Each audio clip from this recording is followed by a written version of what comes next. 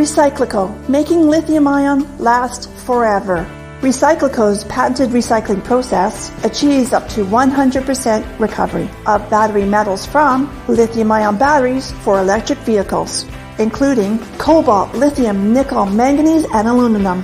Recyclico Battery Materials Incorporated trades on the TSX Venture AMY, on the OTCQB AMYZF, and Frankfurt ID4.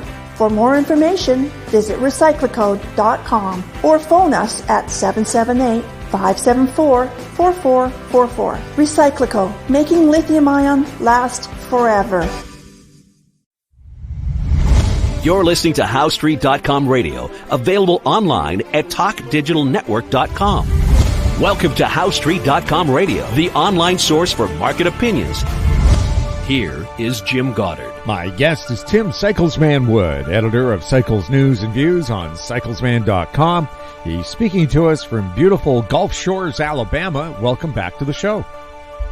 Jim, and thanks as always for having me. Tim, are the markets sort of like being at a fork in the road? One's going to take you uphill to higher markets, the other one's going to see a big sell-off. Where are we? Which road are we going to be taking? The high road or the low road? Well, I guess that depends on the time frame in which you ask the question, your perspective. As bearish as I am with this big picture, sixth economic cycle, and so forth, within the short intermediate term, I think we're at a low, and I did not see the things that I need to see at the August high to tell me that this bigger picture setup has concluded. So I have some cycle lows. I think there's some short-term lows that's due in right now, really early October, an intermediate term low due in later October. So I think in October we're going to see the clustering of those lows, and I think that'll give us the foundation to push to a new high, or I say a new high above the August high. Like I said, based on every historical measure, looking at my all of my statistics, DNA markers, and so forth of previous major tops, I do not see the August high as having marked a major top. As we rally out of this intermediate term low, if we see the structural setup, materialize to the contrary, then the evidence will change at that time. But right now, I think coming out of this low, we're going to be poised to go higher, not lower. Is there anything in particular that's going to drive us higher? Well, it's just the absence from a technical perspective. I'm sure you're talking from a fundamental perspective, and from a fundamental perspective, I have no idea what the news would be. But looking at it from a technical perspective, we just, I did not have, for example, some of the breadth readings at the top. They were not what I would consider, or what has historically, not what I would consider, but what has historically been seen at those tops. So the internals of the market, through my eyes, were not conducive of a top. So therefore, it suggests that this is a correction and we should go higher. What the fundamentals are behind that, I have no idea. Now, of course, Tim, you're a person who looks at the charts. You take a look at historical cycles, and you don't pay any attention to what's happening in the media and the talk behind it. Is that maybe important? Because it seems humans have this driving need to have some kind of explanation behind why something happened. Oh, a bad vote in the House of Representatives, or something happened in the Middle East, and that's why the markets did something today. But when you look at it, you're looking at data, numbers, not the particular news of the day. Is that what you do? That's exactly what I do. And like I said, there's if you have 100, for example, I'm looking at data going back into some of my breadth data goes back to 1926, and there's been a certain, if you will, setup, a DNA marker, whatever you want to call it, that's occurred at all major tops since 1926. Well, if we didn't have that at the August high, then we didn't have it. And if you've had it at all other major tops going back 100 years, you might say, then to bet against that, well, I mean, maybe this is the first, but you're betting heavily against the odds. So you're right. I have to look at, I look at the data, and it is what it is. Like I said, now in the bigger picture, I think I couldn't be more bearish. I think this sixth economic cycle is a disaster. I suspect that, it probably starts sometime next year with a slow unwinding. And then as we get into the next presidential cycle, if you will, with the next president, I think it's really going to start to come unwound. But right now, we're still in the process of setting up. Another follow-up thought with what you just said, it's kind of like, I'll never forget this, when I was first started looking at technical analysis in the markets. I remember the Chernobyl incident, and I was looking at soybeans, and, news comes and goes, but back then Russia was a big player in the soybean market. And I remember when right before the Chernobyl incident happened, beans were set up to rally hard. And, they'd made a major bottom and, could identify that. And then lo and behold, here comes this Chernobyl incident, and that was the, quote, reason beans rallied. And I remember seeing the same thing with crude oil when Hussein invaded Kuwait. Crude oil was set up to rally, and you're like, what's going on here? And then here comes the invasion. So there's always, those are some extreme examples, but there's always some fundamental news out there when you get to these, as you said, forks in the road that pushes it one way or the other. But when you look at the technicals, then I feel like it gives you a better idea of which way it's going because, like I said, 100 years of data says that it hasn't topped. So I have to go with that. If structure, like I said, if structure proves otherwise, then it is what it is. But in the meantime, the statistics say, no, we have not peaked. Now, trades are being done by robots these days, not people, but do the robots look at the same data that you look at? I don't know. I mean, I have no idea. I have no way of knowing that. I suspect that they possibly are probably more geared toward looking at price rather than some of this stuff. I don't know. And quite honestly, some of the things I look at, I think it would be hard to quantify. Because I just don't know how you would quantify some of those things. I mean, it's I don't know how you would put hard parameters around some of this stuff. So I have no idea how sophisticated some of those models are. No idea. What's your outlook for gold? Not as rosy as what people want. I see commercials for gold, and I agree we're in some weird times and we have some financial problems certainly ahead, but I have not been bullish on gold. And in fact, I was just looking back in the research letters to make sure that I did say what I thought I said, but I'd been warning about this top in gold and being something I called left translated, which set it up to move lower. And I've been writing about it for months, because we pushed up into a high in May. And then ever since then, gold's just kind of been sideways to down. So it hasn't really participated in this rally that we've seen with commodities. And the structure has been set so that, it was biased to the downside where it should continue lower. And that has proven correct. I think that gold is pushing into a low probably. And my target is November-ish. Maybe we see it in October, but I think probably out into the November time frame. And then, that, like you said, that'll be another fork in the road. I suspect that fork in the road is going to be a counter-trend bounce that continues lower. But we'll see when we get to that fork. I'll have to reassess. But right now, I think, we have more overall weakness into what I would call an intermediate degree low. We'll have more with Tim Cyclesman Wood right after this. Don't miss out. Stay informed. Receive the HowStreet.com weekly recap with thought-provoking podcasts, radio, and articles delivered to your inbox. Sign up for the HowStreet.com weekly recap on our homepage at HowStreet.com. Welcome back. We're speaking with Tim Cyclesman Wood. Tim, what's the story on crude? Crude oil. Let's talk about the CRB and crude oil together.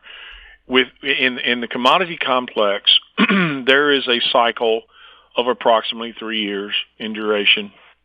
And I wrote last December that low was due, and I was, a quantification of everything, right? You gotta, if you don't have some, statistics to go by, then you're kind of lost. But the statistics were that we should expect this 3-year cycle to bottom between April and I believe it was July, and that's what we've seen in commodities. The CRB bottomed.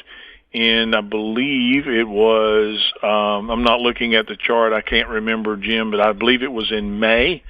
And we have seen, it may have been March or May. So we bottomed right in that time frame. Yeah, it was May. I just pulled up a chart. Yes, it bottomed in May or early June. And so we're right in that time frame. We had that 3-year cycle low. And that's what we're seeing in crude oil. It's bouncing in harmony with that 3-year cycle low. So I think, again, that this is a counter trend bounce. We have an intermediate and slightly higher degree top in place. Been writing about that. And, obviously we're moving down. We're seeing some weakness there that's taking us into the next intermediate degree low. And then from there, like you said, we'll be at another fork in the road and have to reassess. But I suspect that'll be an ending push into this 3-year cycle top and leave us set up for the decline out of this long-term 6th economic cycle. That's kind of where my mind's going. But we'll have to reassess as it unfolds. And of course, we're coming out of driving season this summer. And also, electric vehicles apparently are taking some kind of bite out of the crude sales in North America. California, everybody's buying electric, and that's your biggest car market. Yeah, but the funny thing about that, I saw a meme, and I don't know how accurate it was, but it was something to the effect it showed a generator.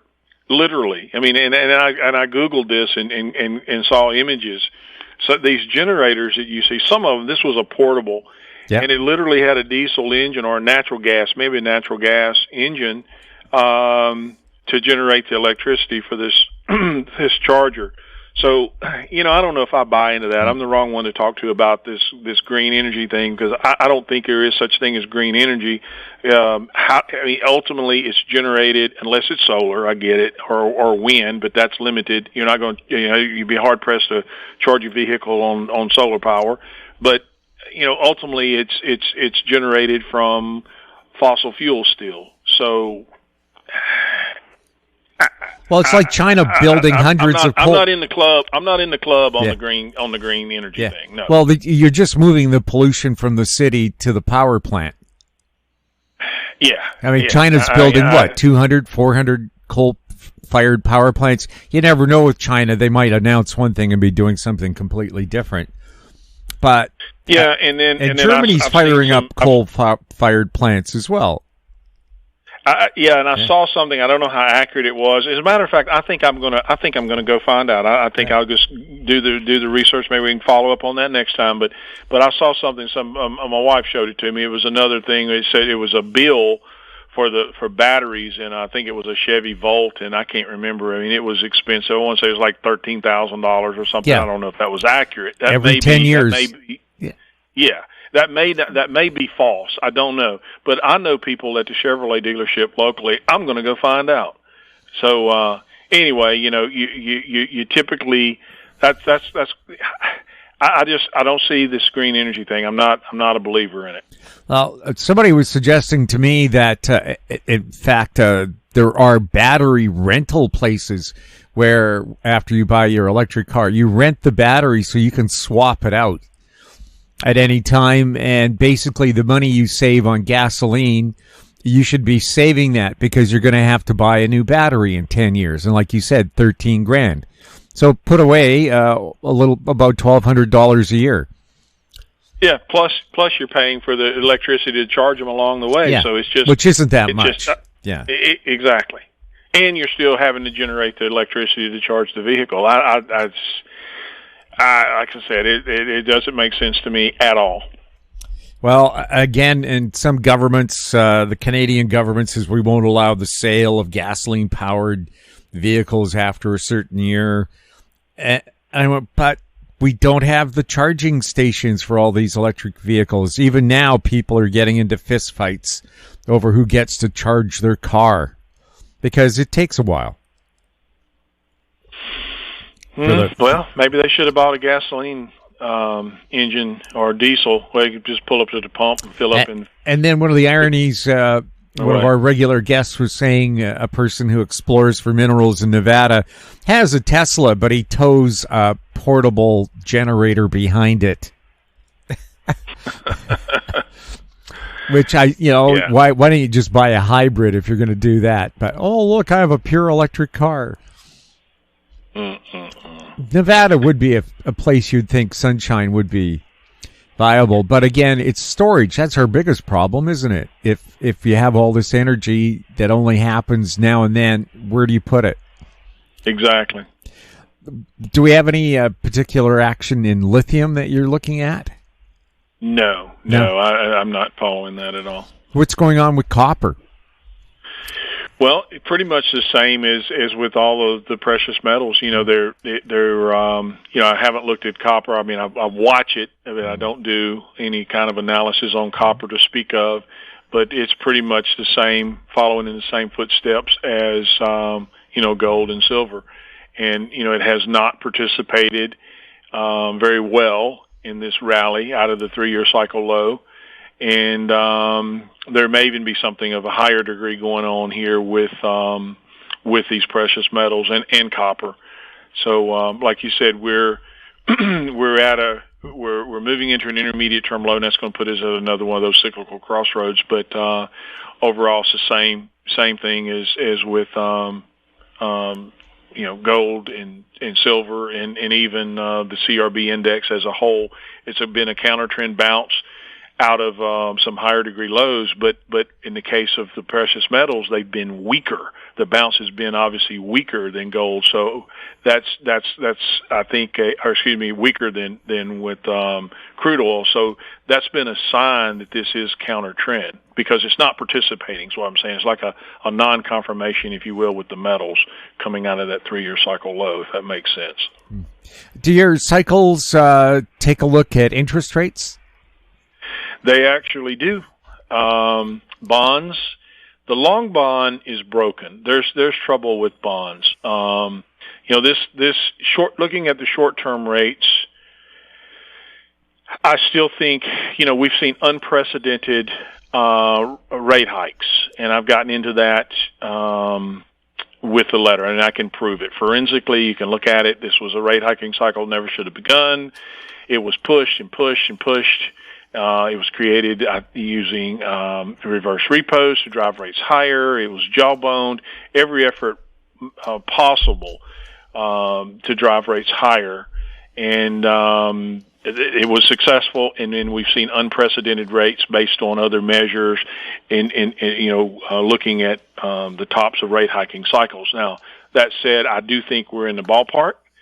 That's not to say there may not be another hike or so, but we are definitely in the zone where we should be seeing some short-term, the peaking in the short end. On the long end, however, bonds, and I'm talking not yield, but the bond themselves, the 30-year bond, it broke below a major support, a long-term cycle low which was put in last October. So it's broken. Structurally, it's broken. So what I think we're seeing or setting up to see is maybe a reinversion or a renormalization of the yield curve where the longer end you see overall higher rates, but on the short end we're going to set up for a normalization with rates being weaker there. Now, without trying to confuse this too much, in the short to intermediate term, I think that all rates are moving into some lows where we're going to see counter-trend rallies. But in the bigger picture, the longer-term stuff is, I think it's going to remain weaker at this point relative to the short end. Anything else we should be keeping a close eye on? No, I mean I'm covering it. I'm covering it in the research letters. Like you said it well. We're definitely been at a fork, and we are at a fork. And I think this next rally in equities is going to be telling. This next rally in commodities. It's all part, Jim, of the overall setup for this sixth economic cycle. I mean, we're dealing with the biggest bubble in history. I'm not backing off of that one bit. I see it. I've proven it. It's there, but it's also taking a long time for the process to set up, and that's what I'm monitoring. And it's going to be what it's going to be. All we can do is follow it, understand, what is happening, what the market action is telling us. And I'm looking for, like I said, when this counter trend rally in commodities and we finally see the short end on rates start to turn, and then we get the right setup with equities, then we're going to have start to have the pieces in place to see that long-term sixth economic cycle turn down. But in the meantime, we're still in that process. So our bubble is there. I'm thinking it's just an extra thick balloon, but at some point something's going to prick it and it's going to go boom. It is going to. I'm convinced it's going to be a boom of all booms. I don't just say that to fearmonger. I say that because it's nothing like it. It's unprecedented in every respect, and I think that it's going to be. I don't know. I mean, I don't have a crystal ball, but I think it's definitely the biggest bubble in history. This entire sixth economic cycle. We've talked about this some before, but the entire cycle has been. Fueled, if you will, based on not economic growth and a strong underlying economy, but monetary policy in order to fight deflation and keep this thing alive and well. And it's kept it alive, but it's not well. And at some point, there's a diminishing return. And we've seen this cycle try to roll over a couple of times. This sixth economic cycle began out of the 2002 low. It tried to peak in 2007. And they were able to save it again, push it higher. It tried to peak in 2020, was able to save it again, push it higher. And can they do it a third time? I don't know. We'll see. But we are in the process of that setup again. And then once it's set up, it's going to be what it's going to be. The battle's going to be on. So that's what we're watching. Tim, thank you so much for chatting with us. Jim, thank you for having me. My guest has been Tim Cyclesman Wood, editor of Cycles News and Views on cyclesman.com. If you have any questions for Tim or for any of our guests, you can send them to info@housestreet.com. Our YouTube channel is Talk Digital Network. Find us on X @HouseStreet. We're also on Facebook. I'm Jim Goddard. Thank you for listening. Comments made on HowStreet.com radio are an expression of opinion only and should not be construed in any matter whatsoever as recommendations to buy or sell any financial instrument at any time. Available online at TalkDigitalNetwork.com. HowStreet.com radio is a production of HowStreet Media Incorporated.